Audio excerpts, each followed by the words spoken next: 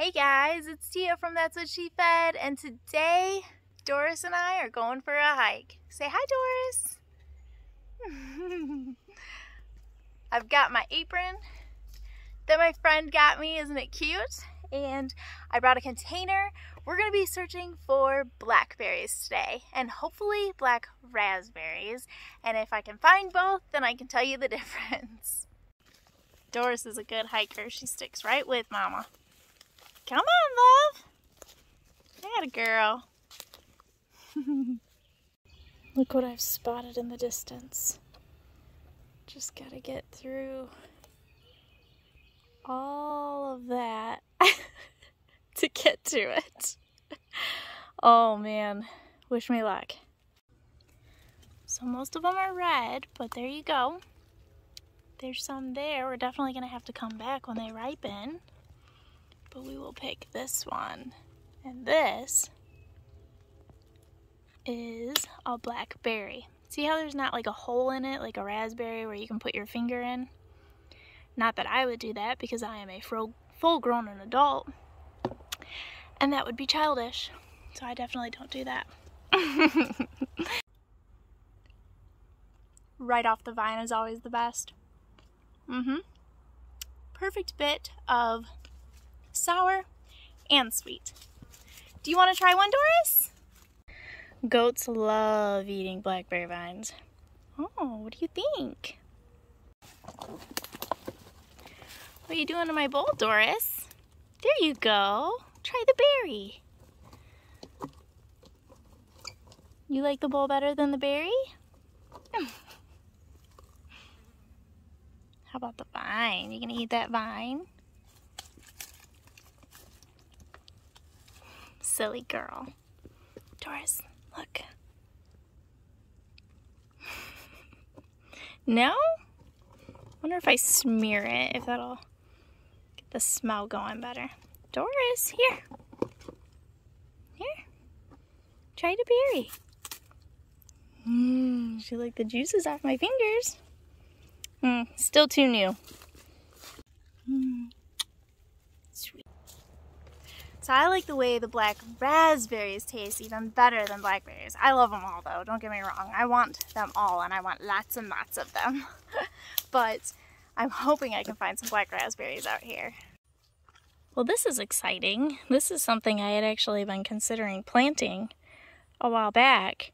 And it's called a ground cherry. So I don't believe it's truly a cherry. It's not like a cherry tree or anything. She's getting right to those grapevines. But it grows on the ground, and it's something I was considering planting, and here I'm finding it growing wild in our woods. How awesome is that? Now, the cherry should be inside this little lantern thing. I don't know when you would harvest it, or if now's the time. Let's just open it up and see what's in there. Let's see.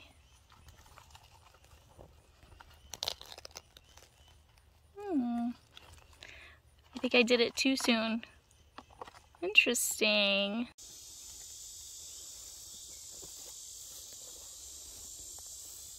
Doris, ain't beautiful. Here we've got some grapes growing on the muscadine vines. I look forward to eating those later. Oh my goodness, look what we just discovered. Wild blueberries. Oh, I saw a few of these bushes a while back, but I never saw them flower, so I thought maybe they just weren't going to produce fruit. But look! Look! Oh my goodness, we're going to have blueberries soon! Oh, I'm so excited! This is awesome!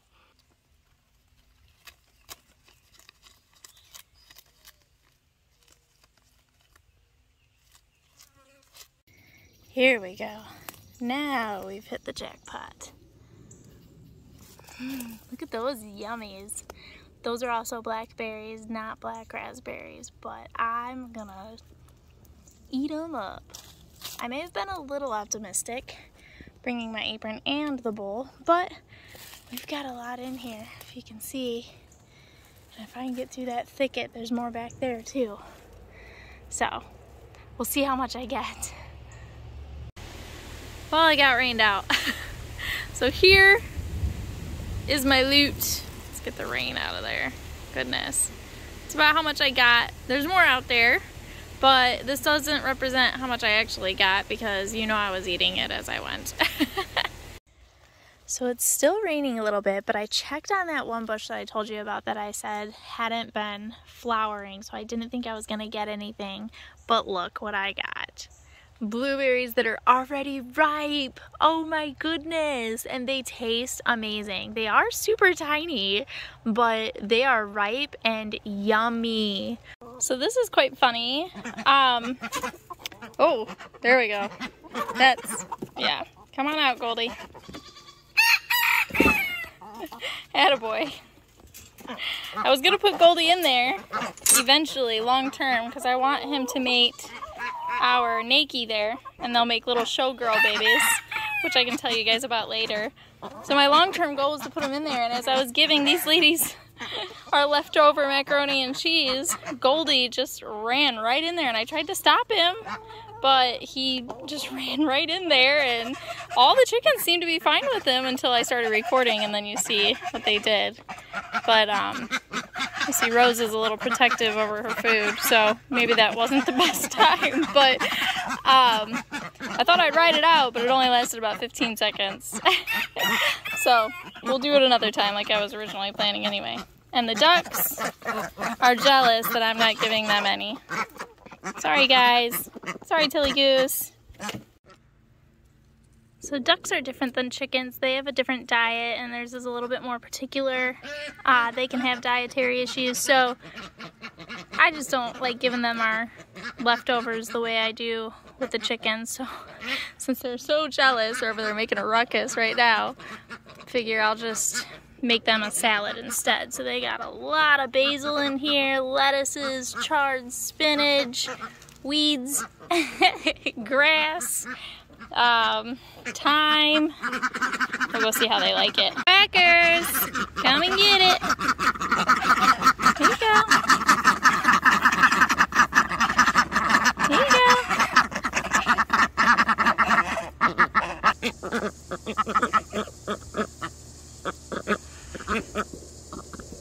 Gotta eat your veggies, babies.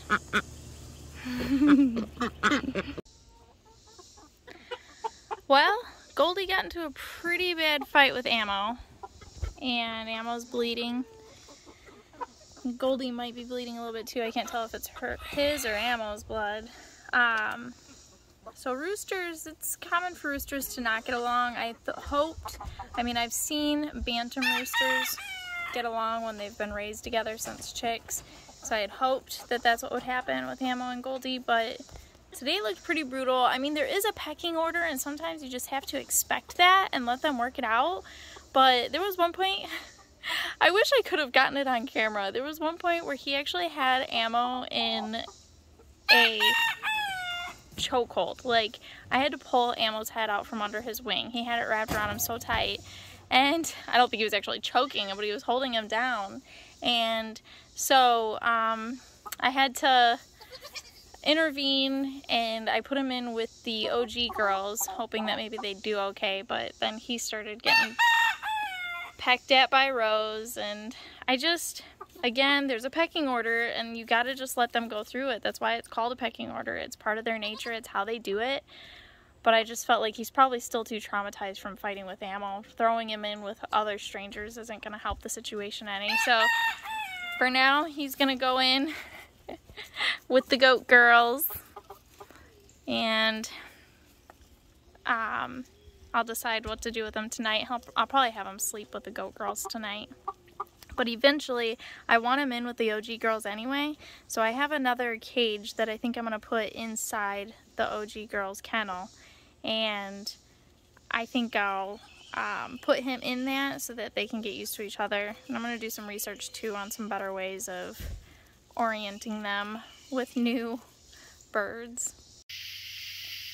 Okay, so it's nighttime, and we are going to put Goldie here in with the OG girls. And apparently if you put them in at night, then things go smoother with acclimating them to each other. So, wish little Goldie here luck as he gets used to his new clan. Well, it's been a couple days now, and Goldie is fitting in fine. They're not pecking him, they're being nice, and I just put together, I always call these my golden girls, because, you know, they were named after the golden girls, Rose and Blanche, and then we had a Sophia, but Sophia was a rooster that we had to rehome years ago, back when they were all still babies. So, I call them my golden girls, and Goldie is actually named Goldie. We didn't even do that on purpose. We just named him Goldie because when he was a baby, he was a little gold-colored chick.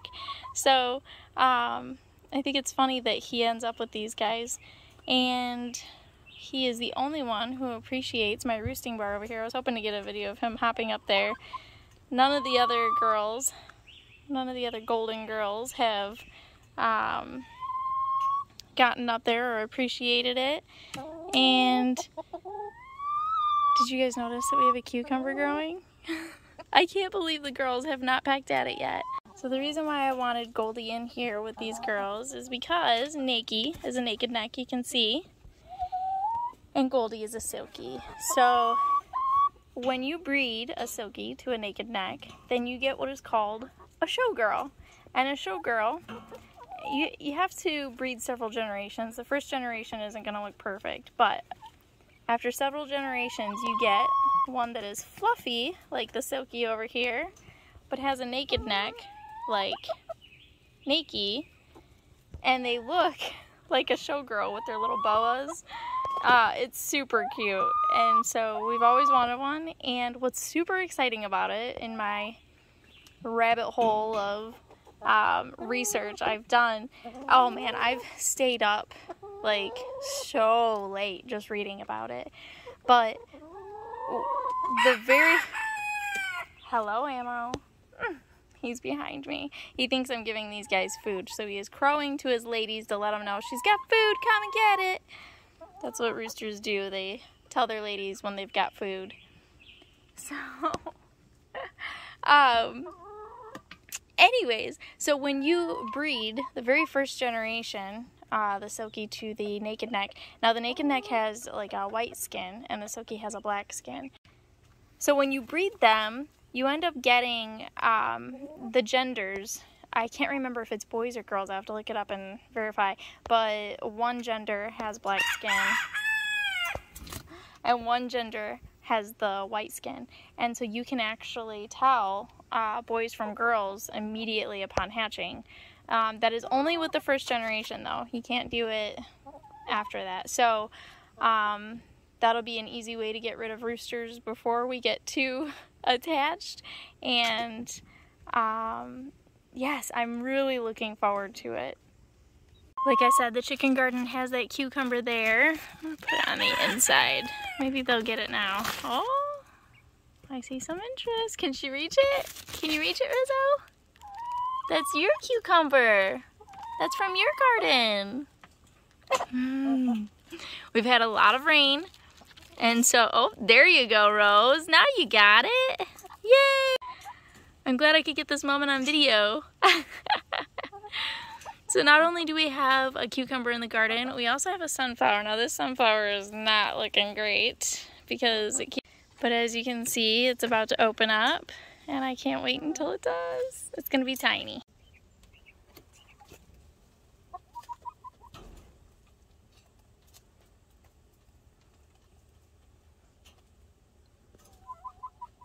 And this is what's left of one of my tomato plants. This little guy is still growing, luckily, but a hornworm got to it before I realized it was there. A good trick to hornworms is they blend in so well with the tomatoes. And yeah, I never did get my tomato cages, so they are laying around like a mess. I'm so glad I can show you guys what not to do. Anyways, so a good trick with the hornworms, they blend in so well that what you do is you use a black light and come at night. And you can pick them off. They glow in the black light. I'm excited to say we've already eaten a zucchini. Very yummy. Always better than store-bought. And our watermelon is starting to take off. And we even have a little baby watermelon on here. Here's our little baby watermelon, ain't it so cute? And our little baby birdhouse gourd. And our not-so-baby sweetmeat squash. This was my mystery cucurbit that I had hoped was my sweetmeat squash, and it is! I can see it! It's getting really big. I'm very excited to taste this. And my zinnias. Look at this little guy enjoying it. I'm glad you can enjoy it too, little buddy. Isn't this one just beautiful? We're getting a really good variety of color. Look at how brilliant. Beautiful pink. The white one. Now this one looks a little rough, but look at those stripes. Oh my goodness, those bright, bright colors. Oh, I just love it. And last but not least, I think my cucamelons are about ready to harvest. I've never tasted them before, so I'm very excited to try those. I might even try pickling them. Have you guys had them pickled?